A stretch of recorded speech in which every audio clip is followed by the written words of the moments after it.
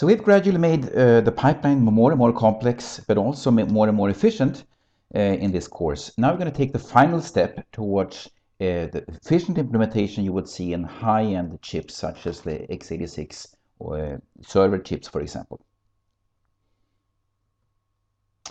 You may remember from the very first lecture we talked about some number of problems that needed to be fixed, and one such problem was can be found in this example here in the basic block at the very top, where a load, which we here assume is a cache miss, the result of that load is an input register of the very next instruction. So that means that the pipeline we discussed so far will have to stall and for a painfully long time and wait for that data to return before they can execute the other instructions of that basic block. But as we said in the first lecture, we speculated that maybe it's possible to make hardware that actually don't execute the instructions of the basic block always in exactly the same order as the programmer has specified, but instead we here assume that if the add is dependent upon the load, then we can start the next instruction, the subtract and the store instruction, before we do the add. So we do the execution of store and the sub before, but we still make sure that we update the value of R5 and the memory location of the store after the register 3 is updated. So we sort of make the side effects of these instructions in the order the programmer defined. Here's another example. So if you have an instruction that takes a long time, so divide typically takes many cycles, maybe 20, 30 cycles to implement, we know for sure that this is going to take a long time. And if we have a dependence, such as read after write dependence here, then, you know, instead of stalling for the value f0, we could try to bypass the very next instruction and let that instruction perform its execution before the add is done. This is what we call out of order execution, and you know, out of order execution, but that's good, but we probably don't want out of order completion because that would really confuse the semantics of the program. So we have lots of opportunities and problems. If we could do this out of order execution, we could get a very high performance improvement, but we also have to make sure that even though we are a little naughty and do the instructions in a different order than the programmer told us to, we have to make the execution appear as if it was executing in exactly the order the programmer told us to. Historically, there has been some number of architectures that has been groundbreaking for this kind of out-of-order execution. We're going to discuss the Tomasulo algorithm, which was introduced in 1967 down to some gory level of detail. But before we do that, I also want you to at least be familiar with the term scoreboard, which is another way to support out-of-order execution. So I guess I'm going to show you one slide of scoreboard. So this pipeline here shows you, it's not a superscalar. It looks like it's a superscalar because we have many different execution units here in parallel, but it's actually a single issue. We can just start one instruction each cycle. That instruction reads some source information from the register file, and then it goes to the corresponding execution unit. And the idea here is that we should be allowed to have some instructions bypass each other, because these execution units can take very different amount of time. For example, the division here could take 30 cycles, where the integer probably takes 1 cycle. So even we can start instructions in order, but they can complete out of order in this just because of the different time it takes to execute things. So in order for us to really keep track of what's going on there, more specifically to keep track of all read after write dependencies, we have what's called the scoreboard mechanism. So we have some number of bits here in the scoreboard, and each bit in the scoreboard corresponds to a specific register here in the register file. So each time you do a read register, so each time an instruction goes through here, we will go down and check the scoreboard bits corresponding to some registers, and we'll also maybe set or clear some bits in this scoreboard register. So more specifically, when an instruction goes through the register read phase, we will go down and set the corresponding bit to its destination register. So after that instruction has passed through here, the destination register bit in the scoreboard will be set. And we also will check the scoreboard bits of the source register. So if one of the scoreboard bits of the source register is set, that instruction will stall here, because that means we have detected a read after write dependence. Because when we come to an instruction comes to the write register phase, the pipeline stage over here, that means we're going to clear the corresponding scoreboard bit for the destination register. So that means that from the point in time one instruction passes through the read register until it comes to the write register, its destination register will be marked as sort of being in the air. The destination register, we know somebody's going to write to the destination register, but it hasn't happened yet, which means that any following instructions with read after write dependence will be stalled here. Otherwise, we can just let them pass through. So this is the very basic thing of checking read after write dependence. And if there is no read after write dependence, then you allow instructions to pass through here and start the execution. So that was the Tomasulo's that was the scoreboard register. Tomasulo's algorithm 1967 is a little more complex, and it solves much more problems than the problems that will be solved with a scoreboard trick. In order for us to fully appreciate the beauty of this out-of-order execution, I've created a sequence of 4 instructions. This is the instruction sequence from hell. Can you figure out how many read after write dependencies we have in this sequence of code? Try to figure out how many write after write dependencies we have in this sequence. Finally, how many write after read dependencies do we have in this sequence? Okay, so here I marked them all. So there are 2 read after write dependencies, and there is 1 write after write dependence, and then 1 write after read dependence here.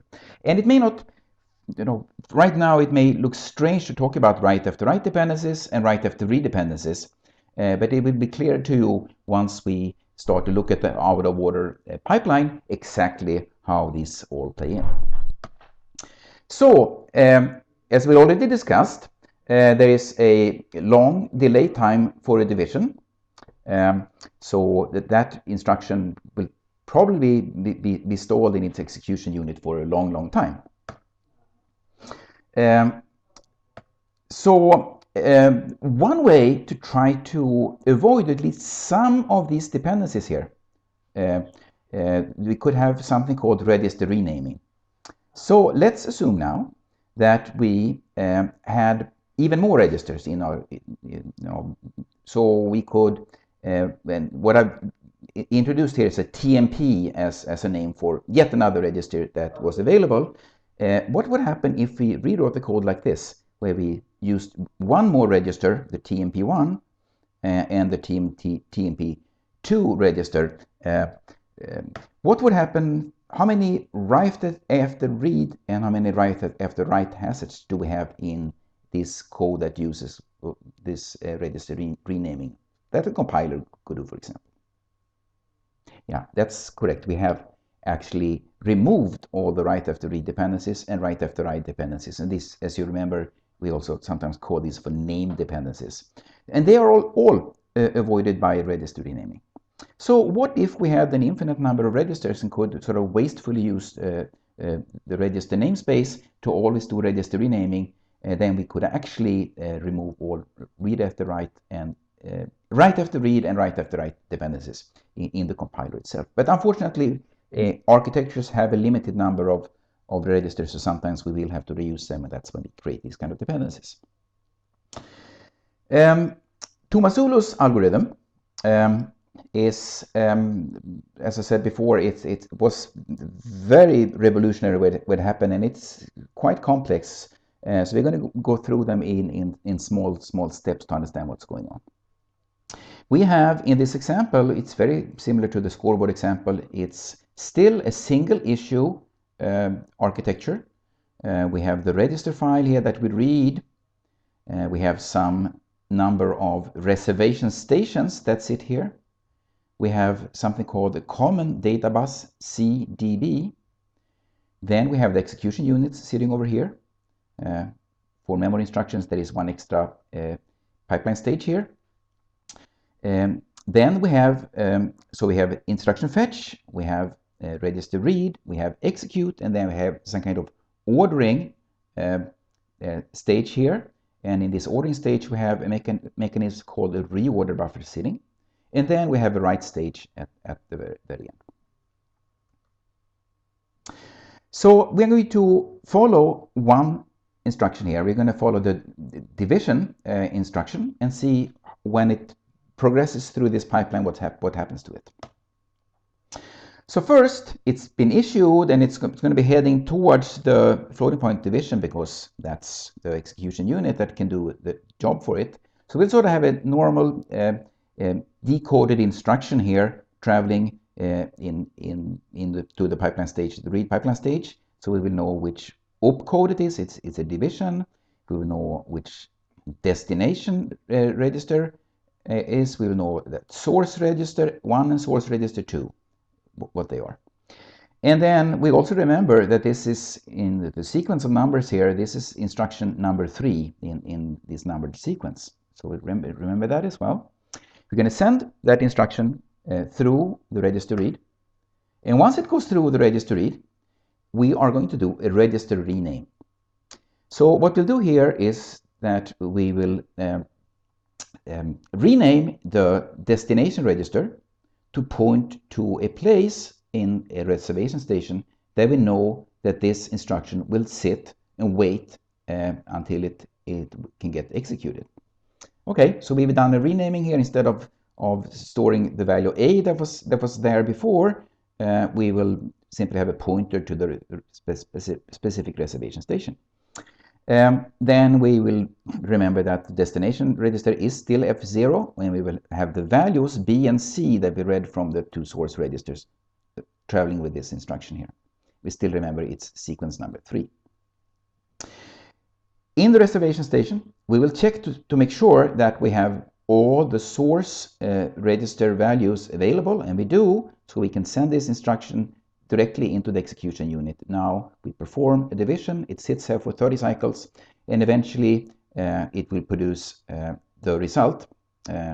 So after 30 cycles it will come out, and now we have the result, the value B over C. We still remember the destination register is F0, and we also remember we have a pointer put to our own the location in the reservation station where we used to live. Okay, what's going to happen now are 3 things.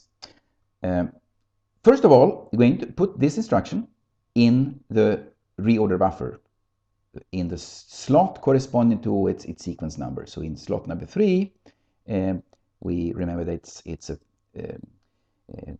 we remember what the destination register is, and we remember what the value is from this register. So that's one thing we do. Second thing we'll do is to send the result of this instruction on the common data bus. So we send the result here, and we send the result together with a pointer saying which a reservation station slot that this result corresponds to. So we broadcast the result here. So all other instructions that's sitting here can see that result. And the third thing we'll do is that we rename this register, and this is the blue line here. We rename this register once more, and now we point to the reorder buffer. So if anybody wants to get the data value, they should get it from the reorder buffer. So we put the number 3 here, which is the slot in the reorder buffer where the hot and new exciting data exists.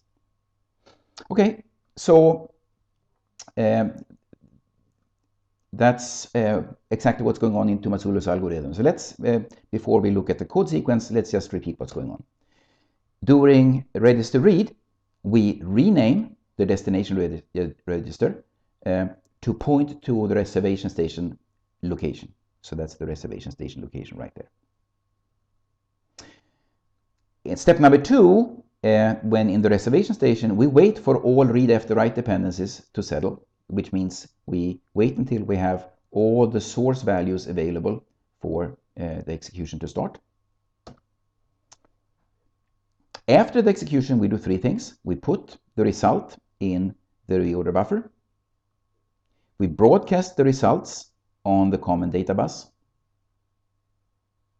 And we rename the destination register to point to the reorder buffer. And then there's a 4th stage that I glossed over in the previous slide here, is once this instruction is the oldest instruction in the reorder buffer, so all the previous instructions have been executed, then we do the write stage, or sometimes called commit. And the write stage, that's when we apply the side effects of this instruction. For example, that's when we update the register file with the value. So from now on, everybody will read the value and from the register file and will not get a pointer from the register file anymore. So those four steps, where after execution are 3 sub-steps. Now let's look at this code sequence from hell, and I have color-coded the 4 instructions here. As before, we start off with a division, and everything just similar to before will happen. The division will go and start to divide for 25-30 cycles. While it's doing that, the blue instruction, the very next cycle, the blue instruction, the add instruction, is issued in such a way that we rename its destination register 6 to the reservation station where it's going to sit. It looks at its read after write dependencies and realizes that no, one of its source registers, register F0, contained a pointer to reservation station, didn't contain a value. That means that the blue instruction is not ready for execution. Instead, it will remember that it has to sit and wait until it sees a result which is associated with that brown slot in the reservation station. Now, while the blue instruction sits and waits, we start the red instruction. The red instruction will rename its destination register to point to its slot in the reservation station, and it will have all its source register values available, so it can start its execution right away. So it's the floating point.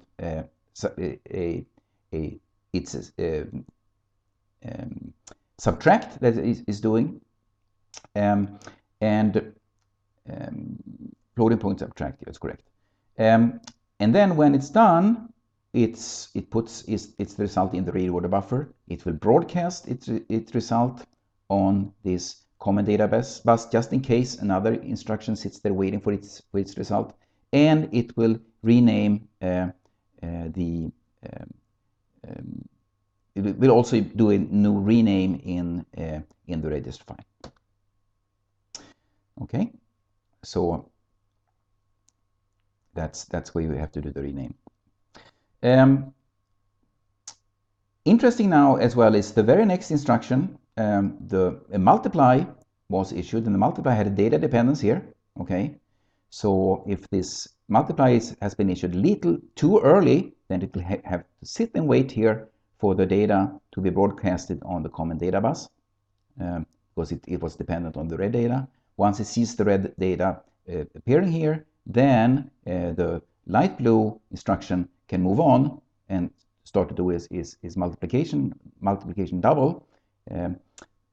And once the result is done, it will also put the result out on the reorder buffer. It will also rename its destination register, which is F6, to point to slot number 6 in the reorder buffer. Okay, now finally the floating point is done.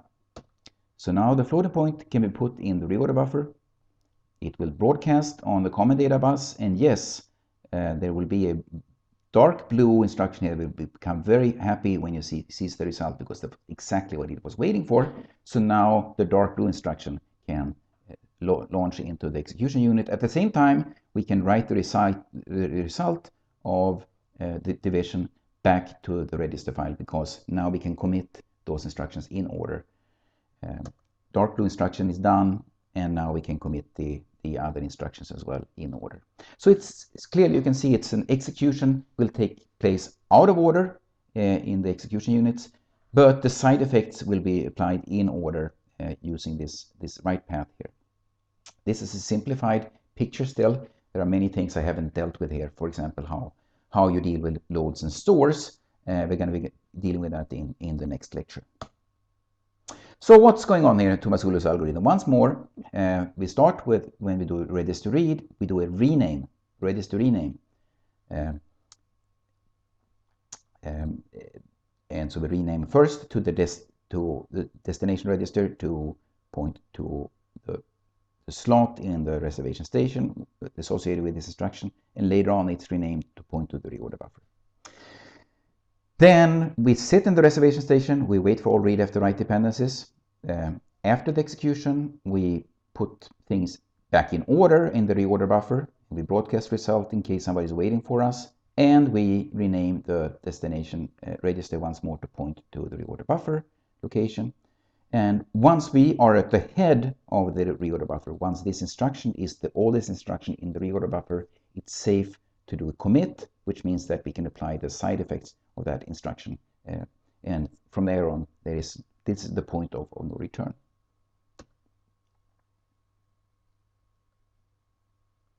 So 1, 2, 3A, 3B, 3C, and then 4. Fourth step is when we write the value back to the register file. So which of these statements are true? Read after write passes can be avoided by register renaming. Tomasulo's algorithm, the instructions are executed. Execution order may be different from the program order. Tomasulo data dependence can stall instruction until the data has been produced. And Tomasulo's algorithm, instructions are committed in program order. And of course, read after write cannot be avoided by register renaming. That's the other two dependencies that are avoided. Yes, Tomasulo executes instruction, do the execution in a different order than program order. Yes, Tomasulo data dependencies can store instructions, and yes, Tomasulo's instructions are committed in program order. So what's such a big deal? So I just managed to reorder a few instructions, and we started, it was a slow division there that could have caused a little problem. We managed to execute a few instructions a little earlier than what we would have done anyhow. Well, this is actually a big deal. And what makes this such a big deal is if you put all the puzzle pieces together. So out of order execution, you remember we can this statement we had in the very first lecture, we can potentially execute instructions in the same basic block in a slightly different order. So that's good. But another puzzle piece that you already know about is branch prediction. So we have a way of guessing whether or not a branch will be taken. And as you've seen in some of the examples, this prediction can be quite accurate, especially simple loops and so on. We can make that guess quite accurately. So if we put these things together, the fact that we can execute instructions out of order and the fact that we can predict which way a branch is going, we can actually start to execute instructions down in the next basic block before we have completed all the instructions of the first basic block. And we can actually do that once more with another prediction to next basic block and next basic block. So what we can do here is to take, if we have sort of a predicted path, it's very possible that this load has not completed yet while we have predicted another 10 different branches to go true or false. And when we have predicted this path, that means we can actually start to execute instructions from the next basic block before we completed all the instructions of the previous basic block. But of course, this is in speculation. This assumes that the branch prediction is correct. Okay, so we can take all these instructions, and this could be hundreds of instructions that we potentially could try to execute in whatever order is possible, depending on how much instruction level parallels there between all those instructions. And of course, if there are 100 instructions, the chances that you will find at least some instruction level parallels is much, much higher. However, if one of these predictions is wrong, then we have to have a way of squashing some of this speculative of this execution that we started speculatively. And that is, then it comes very handy that we have this reorder buffer and that we apply all the side effects of the execution in order, because all we have to do for these instructions that we did in speculation but we really should not have done is just to make sure that they have no side effects, which means we just squash them from the reorder buffer without sending them to the right stage. And then we point the program counter to the first instruction here along the path we really should have taken, and then we start the execution from that point, and we start doing more predictions and so on. So it's really putting all these things together that makes it really fun. To sum up, Tomasulo's algorithm, register renaming is key. That's right after right after read dependencies. It's an out-of-order execution, but in-order commit. So they can allow speculative execution beyond branches. And we still have to be able to implement precise exceptions that we'll discuss in a couple of lectures. Once more, thanks to the reorder buffer, implementing precise exceptions is not that hard, actually. Tomasulo's algorithm is a distributed implementation where we have reservation stations distributed all of the reservation per execution units. Okay, and that's where the instructions sit and wait for read after write dependencies. We have the reorder buffer where we have the common data bus. So this is sort of a bus that all waiting instructions snoops to see if the result they're waiting for just became available. It's out-of-order execution, out-of-order implementations. All of them are very costly when it comes to complexity and power, and I'm just amazed every time one of these high-performance CPUs are released to learn about the complexity that goes into them, and of those many hundreds of millions of transistors, all of them seems to have been put in exactly the right place. It's a major undertaking, and it's amazing the complexity that goes into these designs today.